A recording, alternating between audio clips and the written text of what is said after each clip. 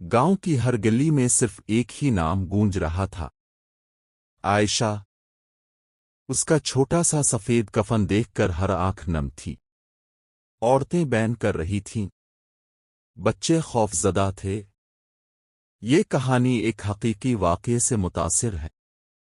ये वाक़या मार्च 2017 में भारत की रियासत कर्नाटक के शहर मगाडी में पेश आया था, जिसे टाइम्स ऑफ इंडिया और दीगर अखबारात ने रिपोर्ट किया। पुलिस तहकीकात के मुताबिक एक मासूम बच्ची को काले जादू के नाम पर कत्ल किया गया ताकि एक मफलूज शख्स को शिफा दी जा सके। रात के तकरीबन 9 बज रहे थे। मगाडी की तंग गलियां अंधेरे में डूब चुकी थीं। बारिश होने वाली थी। आसमान पर काले बादल जमा थे और हवा में अजीब सी घुटन थी। 10 साला आयशा अपने घर के बाहर बैठी मिट्टी से खेल रही थी। वो बार बार अपनी गुड़िया को मिट्टी में दबाकर फिर निकालती और हंसने लगती। घर के अंदर उसकी माँ खाना बना रही थी। आयशा, अंदर आ जाओ बेटा, माँ ने आवाज दी। बस उम्मी, अभी आई, आयशा ने हंसते हुए जवाब दिया। जब उसकी माँ ने अपनी बेटी की आवाज सुनी, चंद लम्हों बाद गिल्ली के कोने से एक शख्स नमूदार हुआ। वो अरशद था, आयशा का चचाजाद भाई। बचपन से घर आना जाना था, इसीलिए आयशा उसे देखकर खुश हुई। अरशद भाई। वो दौड़कर उसके करीब गई। अरशद के चेहरे पर अजीब संजीदगी थी। उसने आहिस्ता से कहा, आयशा, तुम्हारे अबू को अचानक तबीयत खराब हो गई है, जल्दी मेरे साथ चलो। आयशा घबरा गई। अबू को क्या हुआ? जल्दी चलो। अरशद ने इसका हाथ पकड़ा। मासूम बच्ची खामोशी से इसके साथ चल पड़ी। गलियां खत्म हो गईं। पक्के रास्ते कच्चे रास्तों में बदल गए।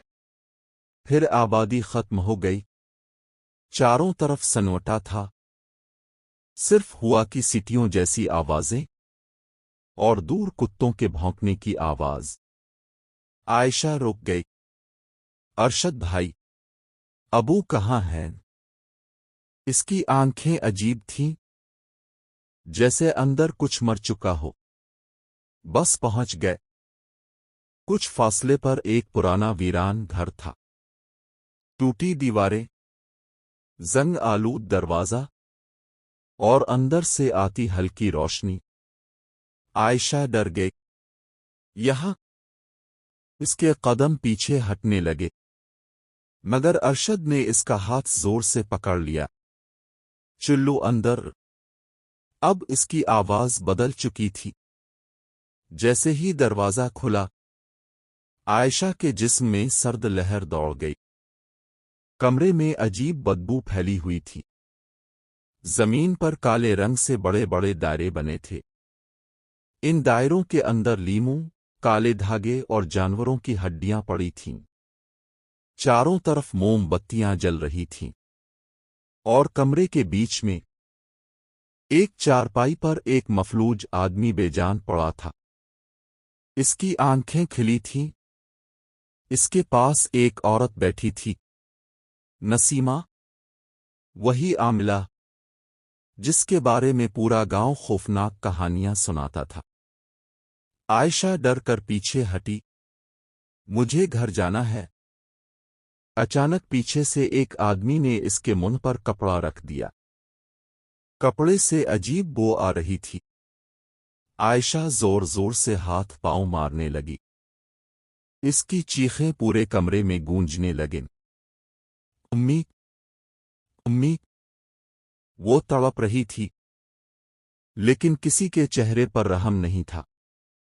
चंद सेकंड बाद इसकी आवाज कमजोर होने लगी। आंखें बोझल हो गईं और फिर वो बेहोश हो गई। दूसरी तरफ घर में क़यामत टूट चुकी थी। रात के 12 बज गए थे। عائشہ گھر واپس نہیں آئی تھی۔ اس کی ماں پاگلوں کی طرح گلیوں میں دوڑ رہی تھی۔ میری بیٹی دیکھی ہے۔ پوری رات تلاش جاری رہی، مگر عائشہ کہیں نہیں ملی۔ پہلا دن گزر گیا، پھر دوسرا دن۔ ماں کی آنکھوں کے آنسو خشک ہو چکے تھے، باپ کی آواز بیٹھ چکی تھی۔ پورا گاؤں تلاش میں شامل ہو گیا، لیکن کسی کو معلوم نہیں تھا کہ عائشہ اب اس دنیا میں نہیں رہی۔ ویران گھر کے اندر رات کے اندھیرے میں عائشہ نیم بے ہوشی کی حالت میں پڑی تھی۔ اس کے ہاتھ اور پاؤں رسیوں سے بندھے ہوئے تھے۔ وہ آہستہ آہستہ ہوش میں آ رہی تھی۔ جیسے ہی اس نے آنکھیں کھولیں، وہ خوف سے کانپ اٹھی۔ نسیمہ زور زور سے منتر پڑھ رہی تھی۔ موم بتیوں کے شعلے عجیب طرح ہل رہے تھے۔ ارشد کے ہاتھ میں ایک بڑا چاقو تھا۔ عائشہ چیخنے لگی، ارشد بھائی، پلیز مجھے چھوڑ دو، میں امی کے پاس جانا چاہتی ہوں۔ مگر ارشد کے چہرے پر انسانیت باقی نہیں رہی تھی۔ وہ صرف اپنے مفلوج بھائی کو دیکھ رہا تھا۔ نسیمہ چلائی، جلدی کرو، عمل کا وقت ختم ہو رہا ہے۔ عائشہ زور زور سے رونے لگی۔ وہ زمین پر تڑپ رہی تھی۔ اس کی ننھی انگلیاں فرش کو کھروچ رہی تھیں۔ وہ رحم مانگ رہی تھی، مگر وہاں موجود لوگ شیطان بن چکے تھے۔ پھر ارشد نے کانپتے ہاتھوں سے چاقو اٹھایا اور عائشہ کی گردن پر رکھ دیا۔ کمرے میں اچانک خاموشی چھا گئی۔ صرف عائشہ کی سسکیاں سنائی دے رہی تھیں، اور پھر ایک خوفناک چیخ پورے گھر میں گونجی۔ پولیس رپورٹ کے مطابق ملزمان نے بچی کا گلا کاٹنے کے بعد اس کا خون ایک برتن میں جمع کیا اور اسے مفلوج شخص کے جسم پر ملتے رہے۔ انہیں یقین تھا اس خون سے وہ ٹھیک ہو جائے گا، مگر وہ شخص کبھی ٹھیک نہ ہو سکا۔ 2 دن بعد ایک چرواہے نے سنسان جگہ پر پڑی بوری دیکھی۔ جب بوری کھولی گئی تو ہر شخص کے جسم میں سنسنی دوڑ گئی۔ اندر عائشہ کی لاش تھی۔ اس کے کپڑوں پر سوکھا ہوا خون تھا، اور اس کے ساتھ کالے دھاگے، لیموں اور عجیب نشان موجود تھے کہ وہاں موجود پولیس والے بھی کانپ اٹھے۔ باب زمین پر بیٹھ گیا اور صرف ایک جملہ دہراتا رہا، وہ صرف 10 سال کی تھی۔ عائشہ کی لاش ملنے کے بعد پورے مگاڈی شہر پر جیسے قیامت ٹوٹ پڑی تھی۔ گاؤں کی ہر گلی میں صرف ایک ہی نام گونج رہا تھا، عائشہ۔ اس کا چھوٹا سا سفید کفن دیکھ کر ہر آنکھ نم تھی۔ عورتیں بین کر رہی تھیں، بچے خوف زدہ تھے، اور مرد خاموش کھڑے تھے جیسے الفاظ ان کے حلق میں مر چکے ہوں۔ جب عائشہ کا جنازہ اٹھا تو صرف اس کا گاؤں ہی نہیں، آس پاس کے کئی دیہاتوں کے لوگ بھی وہاں موجود تھے۔ ہر شخص کے چہرے پر غصہ، خوف اور بے بسی تھی۔ عائشہ کی ماں بار بار بے ہوش ہو رہی تھی۔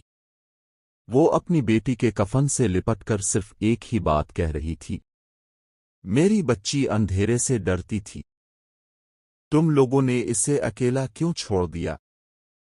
یہ سن کر وہاں کھڑے کئی پولیس والوں کی آنکھیں بھی نم ہو گئیں۔ اسی دوران پولیس خاموشی سے اپنا کام کر رہی تھی۔ کچھ اہلکار سادہ کپڑوں میں جنازے میں شامل تھے، کچھ عائشہ کے گھر کے آس پاس گھوم رہے تھے۔ انہیں یقین تھا قاتل کہیں نہ کہیں اسی ہجوم میں موجود ہے، بس ایک غلطی اور وہ پکڑا جائے گا۔ جنازے کے بعد رات گہری ہونے لگی۔ ایک پولیس افسر سادہ کپڑوں میں گاؤں کے ایک چھوٹے سے چائے کے ہوٹل پر بیٹھا تھا۔ وہ خاموشی سے لوگوں کی باتیں سن رہا تھا۔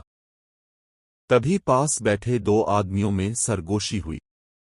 अजीब बात है, पूरा इलाका जनाजे में आया था, यहां तक कि दूसरे गांव के लोग भी आए, लेकिन आयशा का चचाजाद भाई अरशद कहीं नजर नहीं आया।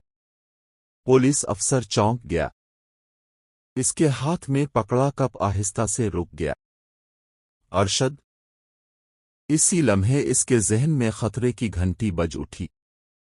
रात के 2 बजे पुलिस ने अरशद के घर पर छापा मारा। दरवाजा तोड़ा गया। शुरू में वो मुसलसल इनकार करता रहा। मैं बेकसूर हूं, मुझे कुछ नहीं मालूम। लेकिन पुलिस को अब यकीन हो चुका था, यही वो शख्स है जो आयशा की आखिरी चीखों का जिम्मेदार था। तफ्तीश शुरू हुई। पहले सवाल, फिर धमकियां, फिर थप्पड़, मगर अरशद खामोश रहा। फिर पुलिस ने उसे 3rd डिग्री देना शुरू की। कमरे में सिर्फ चीखों की आवाजें गूंज रही थीं।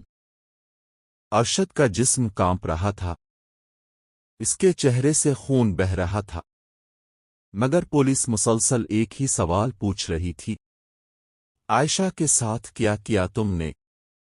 आखिरकार सुबह होने से पहले अरशद टूट गया। वो जमीन पर गिरकर जोर जोर से रोने लगा।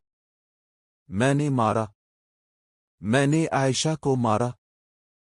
कमरे में खामोशी छा गई। फिर इसने कांपती आवाज में पूरी कहानी सुनाना शुरू की। वीरान घर, आमिला नसीमा, काले जादू का अमल, खून और कुर्बानी। हर लफ्ज सुनते हुए पुलिस वालों के रोंगटे खड़े हो गए। अरशद की निशानदेही पर पुलिस ने फौरन इस वीरान घर पर छापा मारा। वहां से काले धागे, खून आलूद कपड़े, छुरी, लीमू और अमलियात का सामान बरामद हुआ। आमिला नसीमा को भी गिरफ्तार कर लिया गया। अरशद के मफलूज भाई को भी पुलिस ने हिरासत में ले लिया। खबर पूरे शहर में आग की तरह फैल गई। लोग गुस्से से पागल हो गए। हजारों अफराद सड़कों पर निकल आए। हर तरफ एक ही नारा गूंज रहा था, कातिलों को फांसी दो, सरनाम फांसी दो। औरतें रो रही थीं, मर्द मुश्तैल थे, और हर बाप अपनी बेटी को सीने से लगा रहा था। कई हफ्तों तक ये केस पूरे मुल्क में खबरों की जीनत बना रहा। आखिरकार हुकूमत ने इस केस को मिसाल बनाने का फैसला किया। अदालत ने अरशद, आमिला नसीमा और उसके साथियों को सजाए मौत सुना दी। और फिर एक सुबह हजारों लोगों के सामने उन्हें सरनाम फांसी दे दी गई। लोग कहते हैं, जब अरशद को फांसी घाट पर लाया गया तो इसके चेहरे पर खौफ साफ नजर आ रहा था, और आखिरी लम्हे में वो सिर्फ एक जुमला बार बार दोहरा रहा था, मुझे मुआफ कर दो आयशा। आयशा को तो इंसाफ मिल गया, लेकिन ना जाने कितनी आशाएं आज भी ऐसे दरिंदों के हाथों अपनी जान गंवा रही होंगी। खुदारा जाली आमिलों, काले जादू करने वालों और इंसानियत के दुश्मनों की निशानदेही करें। अपने बच्चों को महफूज रखें, क्योंकि कभी कभी असल शैतान कब्रिस्तानों में नहीं, इंसानों के रूप में हमारे आसपास घूम रहे होते हैं।